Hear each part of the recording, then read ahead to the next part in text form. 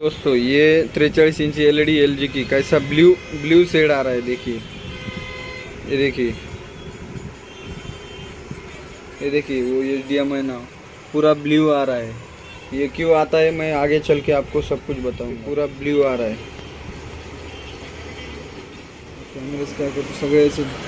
ये देखिए दोस्तों ये ब्लू कैसे हो रहा है। ये एलईडी लाइट ब्लू होता है, इसके वजह से वो पिक्चर ब्लू दिख रहा है।